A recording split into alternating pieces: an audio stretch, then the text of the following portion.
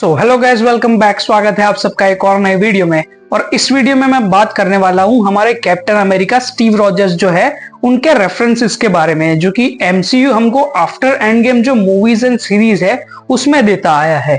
तो चलिए शुरू करते हैं।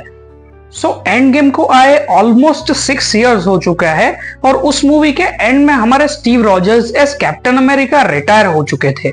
एंड येट उस एवेंजर्स लीडर को हर मूवी एंड सीरीज में रेफरेंस किया गया आफ्टर एंड गेम हर साल, except 2020 the pandemic year. And Steve Rogers का जो एमसीयू आर्क था उसको काफी सेटिस्फाइंग वे में कंक्लूड किया गया हमको एंड गेम में।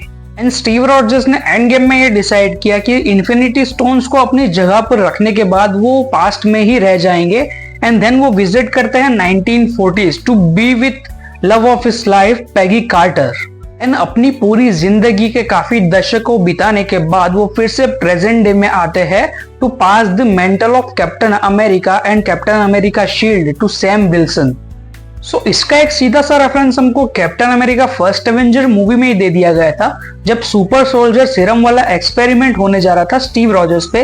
तब उससे पहले स्टीव रॉजर्स डॉक्टर अर्स्किन से पूछते हैं कि मुझे ही क्यों चुना गया इस एक्सपेरिमेंट के लिए। तब डॉक्टर अर्स्किन उससे कहते हैं कि you may not be the perfect soldier but a good man. इस तरीके से हमको स्टीव रॉजर्स का जो एमसीयू आर्क था उसको काफी ब्यूटीफुल तरीके से एंड होता हुआ बताया गया।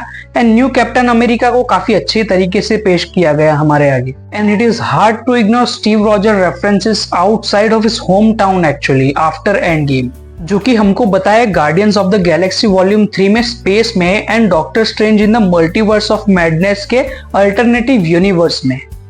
मार्वल स्टूडियो स्टीव रॉजर्स की लेगेसी का काफी अच्छे से ख्याल रखते हुए आगे बढ़ रहा है, जो कि काफी अच्छी बात है। बात कर लेते हैं उन प्रोजेक्ट्स की जो आफ्टर एंड गेम आए और जिसमें Steve Rogers and Captain America का रेफरेंसेस हमको दिया गया। आफ्टर एंड गेम जो सीरीज आई थी falcon and the winter soldier, उसमें तो थ्रू आउट द सीजन हमको Captain America and Steve Rogers का रेफरेंस मिला ही। एंड उसके बाद जो सीरीज आई थी लोकी सीरीज, उसमें लोकी का जो एक वेरिएंट था बोस्टफुल लोकी, वो बोस्ट करता है कि वो कैप्टन अमेरिका को मार चुका है उसके यूनिवर्स में और उसने इन्फिनिटी स्टोन्स भी हथिया लिए हैं। एंड ब्लैक विडो मूवी में रेड गार्डियन भी क्लेम करता है कि कैप्टन अमेरिका जब भाग रहे थे after the events of Captain America winter soldier, तब वो उनसे लड़ चुका है।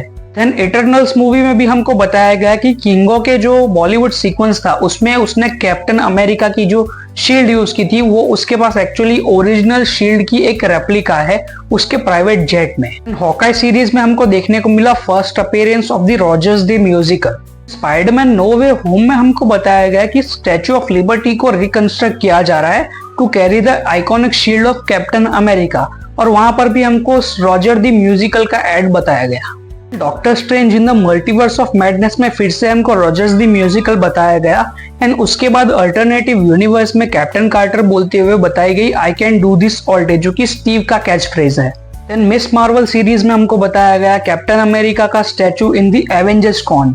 And Ant Man and the Wasp Quantumania में स्कॉट लैंग रेफरेंस करता है कैप्टन अमेरिका की थर्ड मूवी सिविल वॉर को, जब वो और कैप्टन साथ में लड़े थे। And guardians of the Galaxy volume 3 में Cosmo the space dog rocket को बोलता है ऑन योर लेफ्ट कैप्टन, जो कि कैच फ्रेज है associated with Sam Wilson and Steve Rogers. And secret invasion series में स्टीव रॉजर्स भी उन लोगों में शामिल थे जिनका डीएनए एक्वायर किया गया था for the harvest. And Deadpool and the Wolverine movie में हमको टीवीए की स्क्रीन पर कैप्टन अमेरिका स्टीव रॉजर्स बताए जाते हैं, जिसको डेडपुल सैल्यूट करता है। एंड देन हमको वॉइड में बताया जाता है जो जॉनी स्टॉर्म वाला उनका कैमियो था उसको डेडपुल गलती से कैप्टन अमेरिका समझ लेता है। एंड डेयरडेविल बॉर्न अगेन का जो ट्रेलर आया उसमें भी हमको फिर से एक बार रॉजर्स द म्यूजिकल का रेफरेंस दिया गया in the New York city. Rogers the musical काफी फेमस लगता है न्यूयॉर्क सिटी में, बट मुझे तो इतना कुछ खास लगा नहीं हॉकाई सीरीज में। एंड क्रिस एवंस हमको फिर एक बार एमसीयू में दिखने वाले हैं एवेंजर्स डूम्सडे में, पता नहीं किस रोल में, बट एक्साइटमेंट तो है। मे बी किसी स्टीव रॉजर वेरिएंट के रोल में दिख सकते हैं और मे बी किसी villainous evil Steve Roger variant के रोल में, और अगर ऐसा हो गया तो मजा ही आ जाएगा। एंड इसका इम्पैक्ट तो आरडीजे एज डॉक्टर डूम से भी ज्यादा हो सकता है। एंड अगर ऐसा हो गया तो फिर हेल हाइड्रा। सो ये थी video about post end game references of Steve Rogers and Captain America. तो यहाँ तक आ ही गए तो वीडियो को लाइक कर दो, शेयर कर दो एंड चैनल को सब्सक्राइब कर दो। Thank you for watching.